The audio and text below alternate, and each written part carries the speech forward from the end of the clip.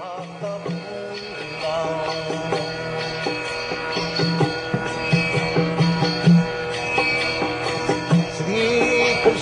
Chaitanya Prabhu Nityananda Advaita Gadadhar Sivasati Gaur Bhakta-vrinda.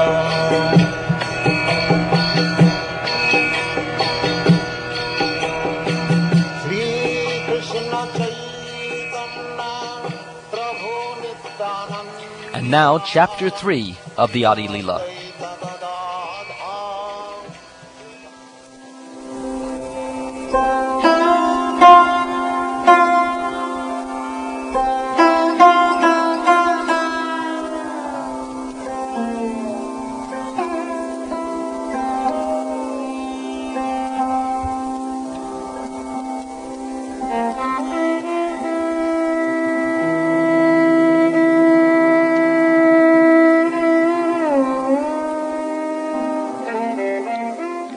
I offer my respectful obeisances to Sri Chaitanya Mahaprabhu.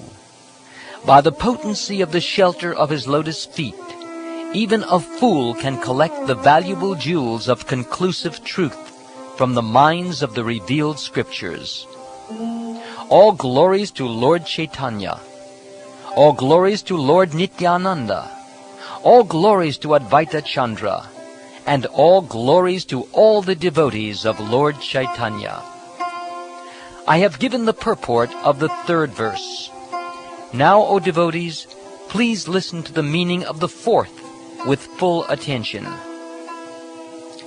Srila Rupa Goswami says in his Vidagdha Madhava, "May that Lord, who is known as the son of Srimati Shachi Devi, be transcendently situated in the innermost core of your heart. Resplendent with the radiance of molten gold, he has descended in the age of Kali by his causeless mercy to bestow what no incarnation has ever offered before, the most elevated mellow of devotional service, the mellow of conjugal love."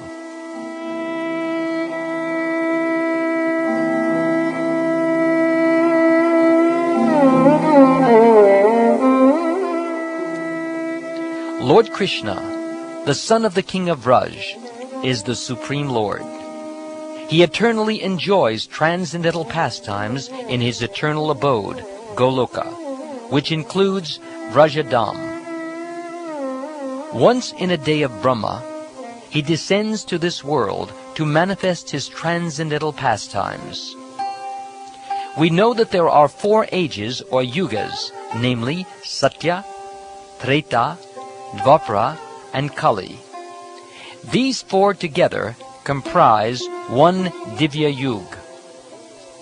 71 Divya Yugs constitute one Manvantara. There are 14 Manvantaras in one day of Brahma.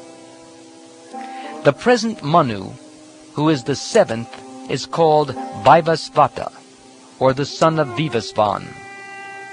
27 Divya Yugas, or 27 times 4,320,000 solar years of his age, have now passed. At the end of the Dvapara Yuga, of the 28th Divya Yuga, Lord Krishna appears on earth with the full paraphernalia of his eternal Vrajadam. Servitude, friendship, parental affection, and conjugal love are the 4 transcendental mellows. By the devotees who cherish these 4 mellows, Lord Krishna is subdued.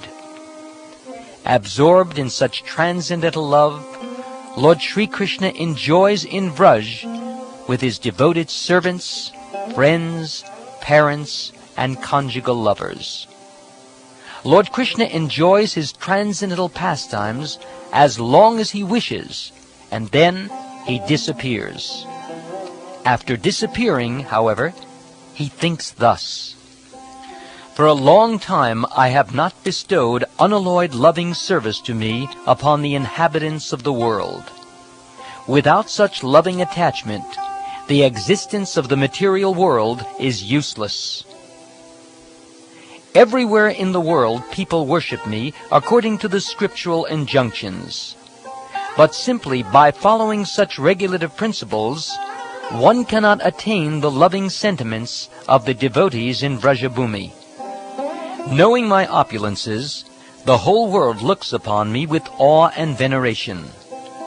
But devotion made feeble by such reverence does not attract me. By performing such regulated devotional service in awe and veneration, one may go to Vaikuntha and attain the 4 kinds of liberation. These liberations are Sarshti, achieving opulences equal to those of the Lord; Sarupya, having a form the same as the Lord's; Samipya, living as a personal associate of the Lord; and Salokya, living on a Vaikuntha planet. Devotees never accept Sayuja, however, since that is oneness with Brahman. I shall personally inaugurate the religion of the age, Nam Sankirtan, the congregational chanting of the holy name. I shall make the world dance in ecstasy, realizing the 4 mellows of loving devotional service. I shall accept the role of a devotee, and I shall teach devotional service by practicing it myself. Unless one practices devotional service himself, he cannot teach it to others. This conclusion is indeed confirmed throughout the Gita and Bhagavatam. Whenever and wherever there is a decline in religious practice, O descendant of Bharat, and a predominant rise of irreligion, at that time I descend myself. To deliver the pious and to annihilate the miscreants, as well as to re-establish the principles of religion, I myself appear, millennium after millennium. If I did not show the proper principles of religion, all these worlds would fall into ruin. I would be a cause of unwanted population and would spoil all these living beings. Whatever actions a great man performs, common men follow. And whatever standards he sets by exemplary acts, all the world pursues. My plenary portions can establish the principles of religion for each age. No one but me, however, can bestow the kind of loving service performed by the residents of Vraj. There may be many auspicious incarnations of the personality of Godhead, but who other than Lord Krishna can bestow love of God upon the surrendered souls? Therefore, in the company of my devotees, I shall appear on earth and perform various colorful pastimes.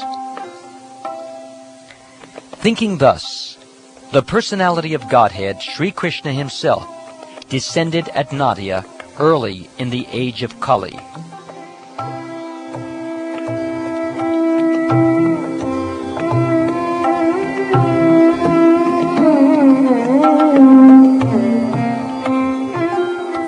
Thus the lion-like Lord Chaitanya has appeared in Navadvip. He has the shoulders of a lion, the powers of a lion, and the loud voice of a lion. May that lion be seated in the core of the heart of every living being. Thus, with his resounding roar, may he drive away one's elephantine vices. In his early pastimes, he is known as Vishvambara, because he floods the world with the nectar of devotion, and thus saves the living beings. The verbal root, Dubran, which is the root of the word Vishvambara, indicates nourishing and maintaining. He, Lord Chaitanya, nourishes and maintains the 3 worlds by distributing love of God. In his later pastimes, he is known as Lord Sri Krishna Chaitanya. He blesses the whole world by teaching about the name and fame of Lord Sri Krishna. Knowing him, Lord Chaitanya, to be the incarnation for the Kali Yuga, Gargamuni, during the naming ceremony of Krishna, predicted his appearance. He said, "This boy, Krishna, has 3 other colors, white, red, and yellow, as he appears in different ages. Now he has appeared in a transcendental blackish color. White, red, and yellow. These are the 3 bodily lusters that the Lord, the husband of the goddess of fortune, assumes in the ages of Satya, Treta, and Kali, respectively. Now in the Dwapara Yuga, the Lord has descended in a blackish hue. This is the essence of the statements in the Puranas and other Vedic literatures with reference to the context. In the Dwapara Yuga, the personality of Godhead appears in a blackish hue. He is dressed in yellow. He holds his own weapons, and he is decorated with the Kaustubha jewel and marks of Srivatsa. This is how his symptoms are described. The religious practice for the age of Kali is to broadcast the glories of the holy name. Only for this purpose has the Lord, in a yellow color, descended as Lord Chaitanya. The luster of his expansive body resembles molten gold.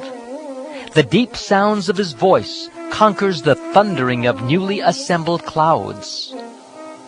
One who measures 4 cubits in height and in breadth by his own hand is celebrated as a great personality. Such a person is called Nyagroda Parimandala. Sri Chaitanya Mahaprabhu, who personifies all good qualities, has the body of a Nyagroda Parimandala. His arms are long enough to reach his knees. His eyes are just like lotus flowers. His nose is like a sesame flower, and his face is as beautiful as the moon. He is peaceful, self-controlled, and fully devoted to the transcendental service of Lord Sri Krishna. He is affectionate toward his devotees. He is gentle, and he is equally disposed toward all living beings. He is decorated with sandalwood bangles and armlets, and anointed with the pulp of sandalwood. He especially wears these decorations to dance in Sri Krishna Sankirtan. Recording all these qualities of Lord Chaitanya, the sage Vaishampayan included his name in the Vishnu Sahasranam, or the 1,000 names of Vishnu. The pastimes of Lord Chaitanya have 2 divisions: the early pastimes, or Adi Lila, and later pastimes, or Shesha Lila. He has 4 names in each of these 2 Leelas. In his early pastimes, he appears as a householder with a golden complexion. His limbs are beautiful, and his body, smeared with the pulp of sandalwood, seems like molten gold. In his later pastimes, he accepts the sannyas order, and he is equipoised and peaceful. He is the highest abode of peace and devotion, for he silences the impersonalist non-devotees. In the Srimad Bhagavatam, it is repeatedly and clearly said that the essence of religion in the age of Kali is the chanting of the holy name of Krishna. The saint Karabhajan said, "O king, in this way people in Dwapara Yuga worship the Lord of the universe.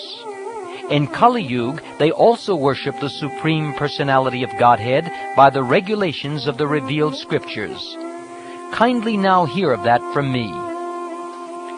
In the age of Kali, intelligent persons perform congregational chanting to worship the incarnation of Godhead, who constantly sings the name of Krishna. Although his complexion is not blackish, he is Krishna himself. He is accompanied by his associates, servants, weapons, and confidential companions." My dear brothers, please hear all these glories of Lord Chaitanya.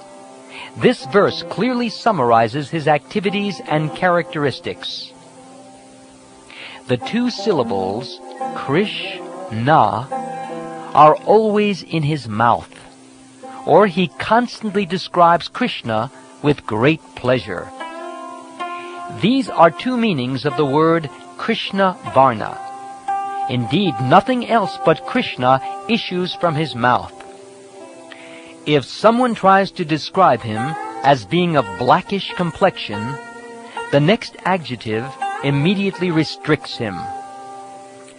His complexion is certainly not blackish. Indeed, his not being blackish indicates that his complexion is yellow.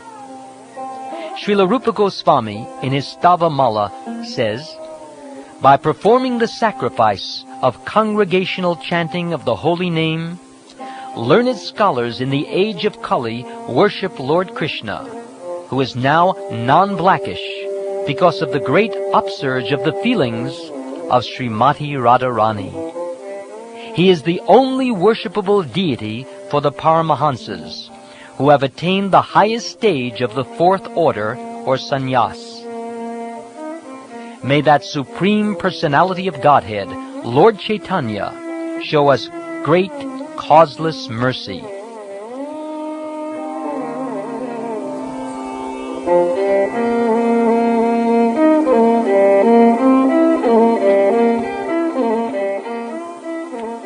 One can vividly see his glowing complexion of molten gold, which dispels the darkness of ignorance.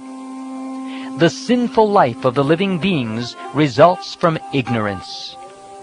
To destroy that ignorance, he has brought various weapons, such as his plenary associates, his devotees, and the holy name.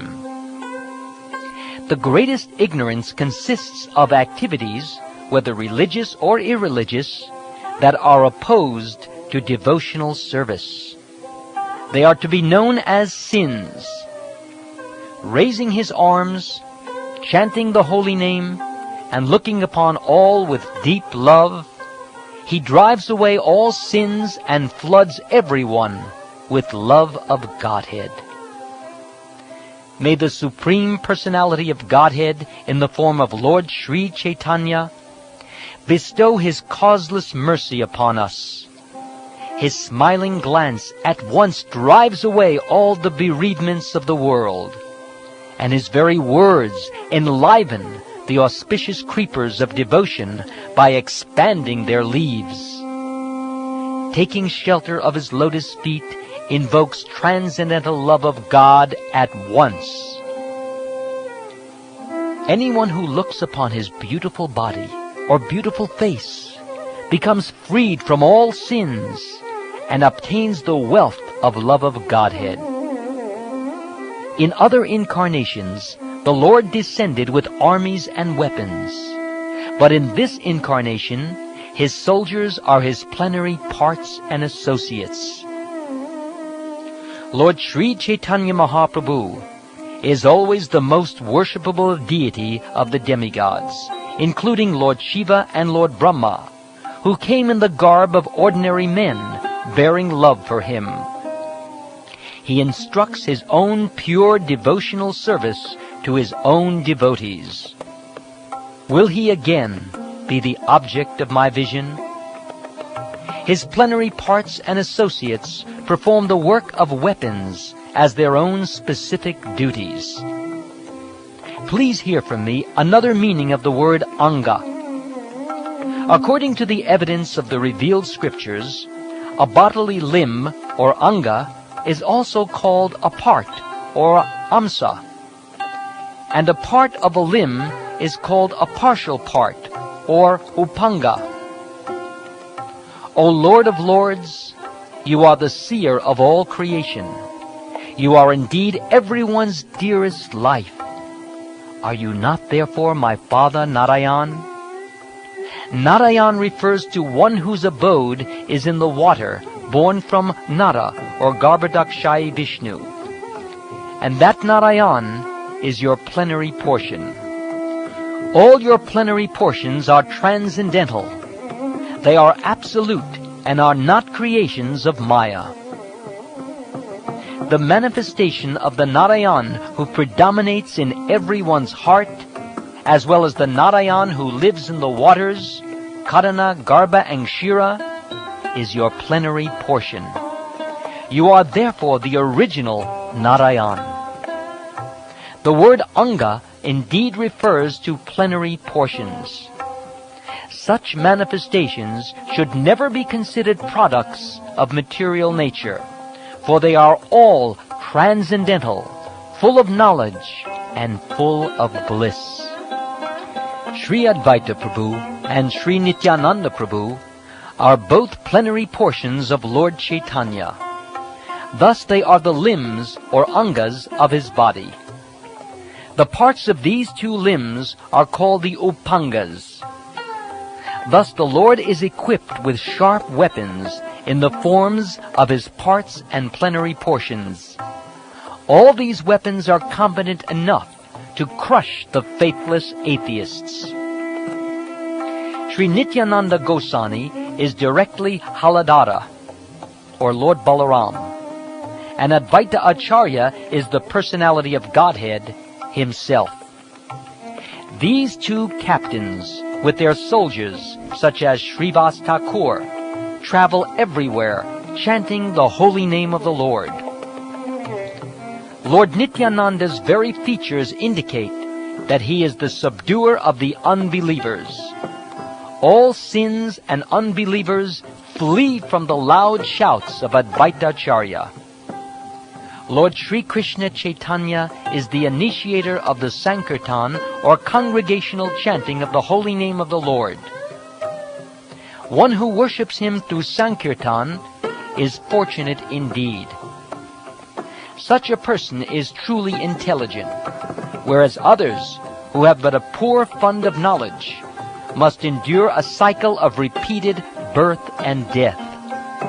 Of all sacrificial performances, the chanting of the holy name is the most sublime. One who says that 10 million Ashvamedha sacrifices are equal to the chanting of the holy name of Lord Krishna is undoubtedly an atheist. He is sure to be punished by Yamaraj, the Lord of Death. In the auspicious introduction of Bhagavat Sandarbha, Srila Jiva Goswami has given the following verse as an explanation. I take shelter of Lord Sri Krishna Chaitanya Mahaprabhu, who is outwardly of a fair complexion, but is inwardly Krishna himself. In this age of Kali, he displays his expansions, or his angas and upangas, by performing congregational chanting of the holy name of the Lord.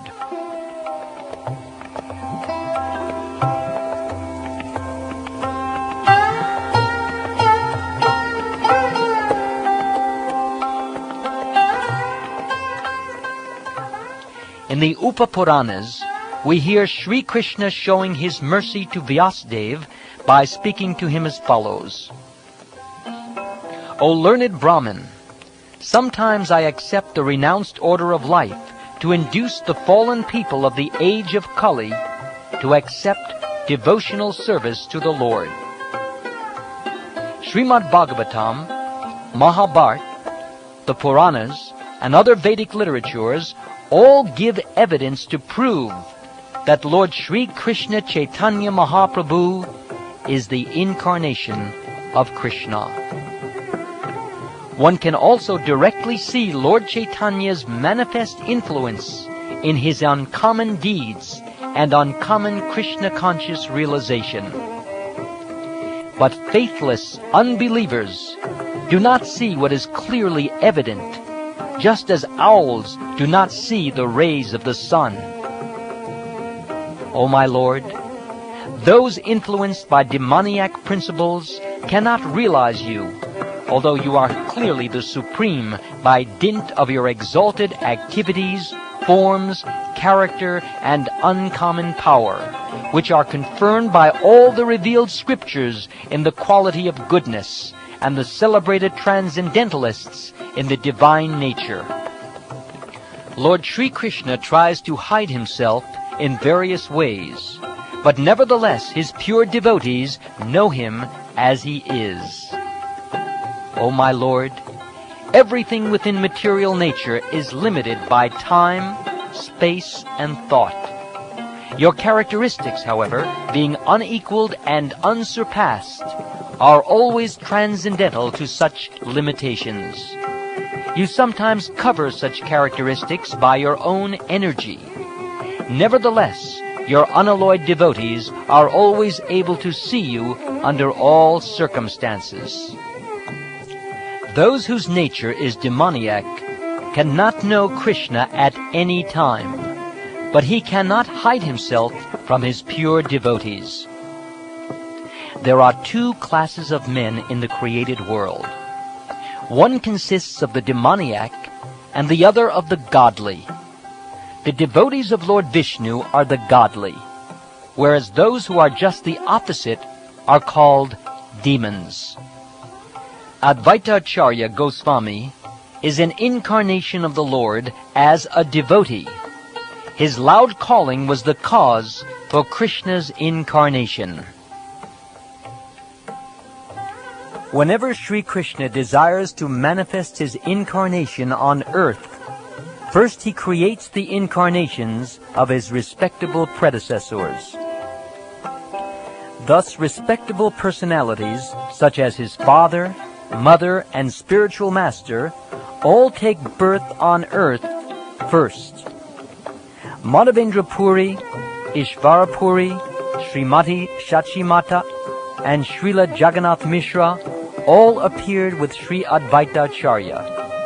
Advaita Acharya having appeared, he found the world devoid of devotional service to Sri Krishna because people were engrossed in material affairs. Everyone was engaged in material enjoyment, whether sinfully or virtuously. No one was interested in the transcendental service of the Lord, which can give total relief from the repetition of birth and death. Seeing the activities of the world, the Acharya felt compassion and began to ponder how he could act for the people's benefit. He thought, if Sri Krishna were to appear as an incarnation, he himself could preach devotion by his personal example. In this age of Kali, there is no religion other than the chanting of the holy name of the Lord. But how in this age will the Lord appear as an incarnation? I shall worship Krishna in a purified state of mind. I shall constantly petition him in humbleness. My name Advaita will be fitting if I am able to induce Krishna to inaugurate the movement of the chanting of the holy name.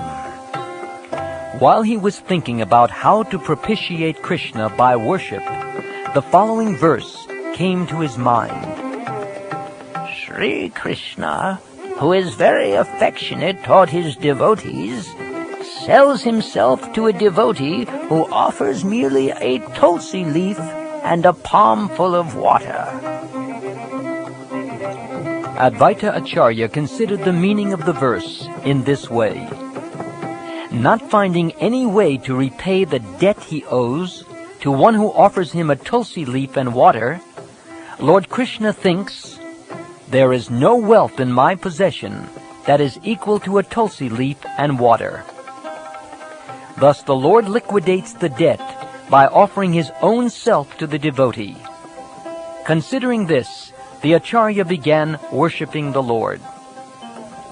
Thinking of the lotus feet of Sri Krishna, he constantly offered tulsi buds in the water from the Ganges.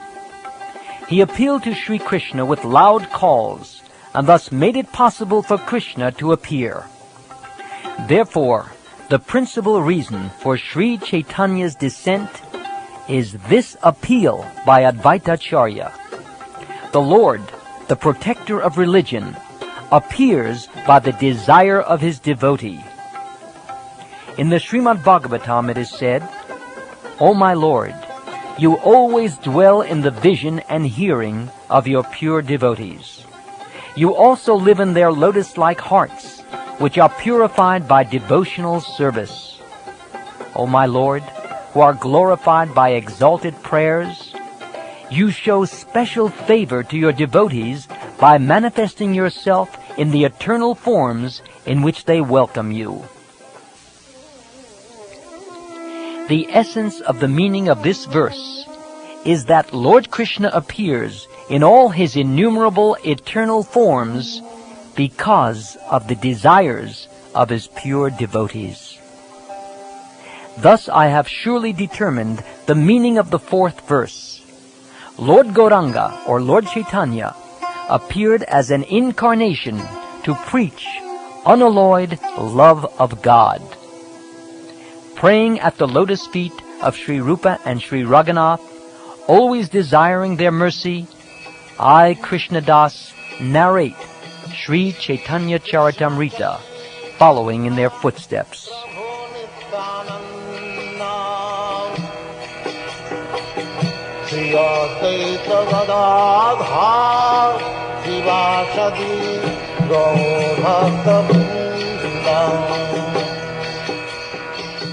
This ends Chapter 3 of the Adi Leela.